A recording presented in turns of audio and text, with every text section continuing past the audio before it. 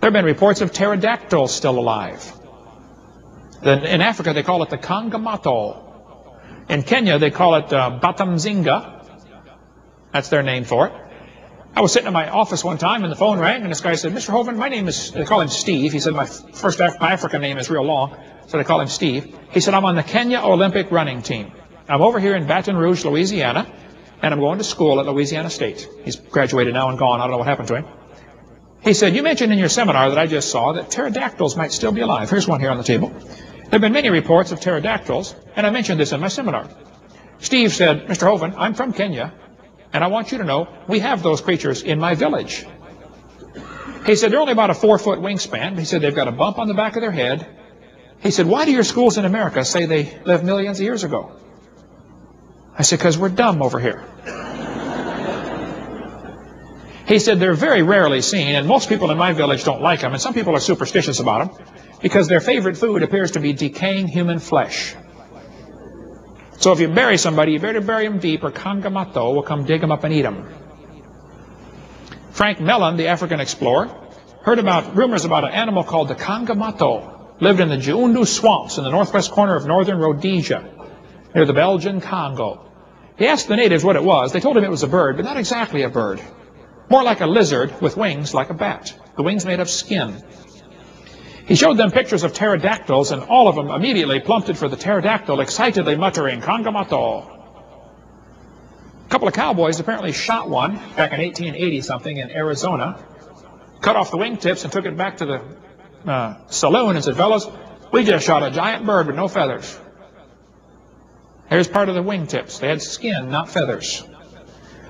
In Venezuela, a missionary told me that he's been down there for years, and the natives kept talking about an animal that they're afraid of, a giant bat. They were scared of this animal. He said it would capsize canoes and carry off Indians. I met with Adam in '98. He told me the Indians were terrified of this bat, and years ago they had sent their bravest men to the head of the river, where they killed one of the creatures years ago and buried it near the Mawada River. When Clinton showed the Indians a picture of a pterodactyl, their eyes got big as saucers, and they said, that is the bat. They positively identified this extinct dinosaur as the bat that lived a few miles from their village. Even today, the Indians will not fish or drink from the river for fear of this creature. Missionary Tyson Hughes told Bill Gibbons, who wrote the book with me, that he knew of a creature in Širom, Indonesia, right here. But the locals called the creature the orang Bati, which means man with wings. My next-door neighbor teaches English as a second language at Pensacola Junior College. She lets me come in and speak to her class about once every other year, so that I can share about dinosaurs and also get the gospel into them a little bit. So I was sharing about dinosaurs, and I shared this session in there. This is all adults learning English from other countries. This lady raised her hand. She said, Mr. Hovind, I am from Indonesia. I'm a medical doctor, and so is my husband. We came over here to study English. She said, you are right. We have those creatures in Indonesia. Why do your American schools say they lived millions of years ago?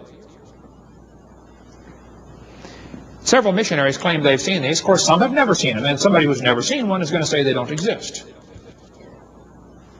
Carl Baugh has been down to Papua New Guinea several times. The natives there call the creature the Ropen. They say it looks just like the pterodactyl, but it glows in the dark just a little bit, like it has something bioluminescent on its skin. Several missionaries have said they saw this creature and it has a slight glow to it. Charlie Knight told me he saw one in Washington, near Spokane, Washington.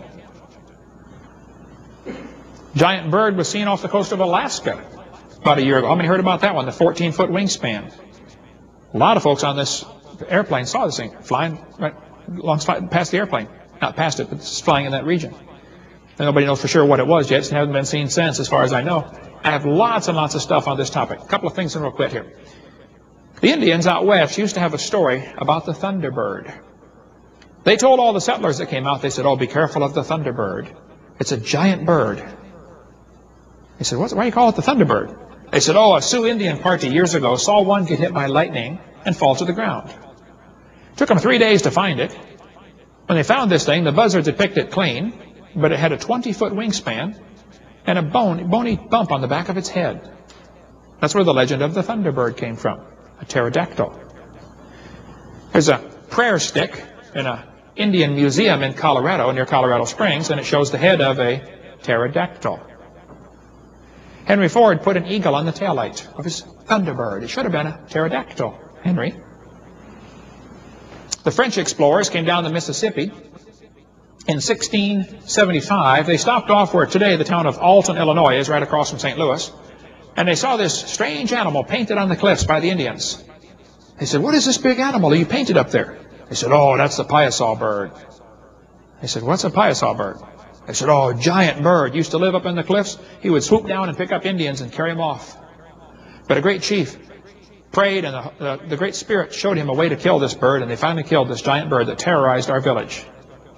For years, they painted it up on the cliffs. When the white men took over the area, they kept the painting up there, kept painting the piasaw bird. They got tired of painting it, so one day they put up a big metal plaque. There's me underneath it. Huge metal plaque. Then they got afraid the plaque might fall, so they took it down in 1996. But if you go to Alton, Illinois today and look up piasaw in the phone book, you'll see all sorts of people listed as Piasaw Dairy Queen and Piasaw Motors and stuff like that. The piasaw legend is famous around that area. There's a Civil War photograph circulating around that claims to be people standing by a pterodactyl. Apparently the photo is fake, okay? So don't fall for that one if it comes.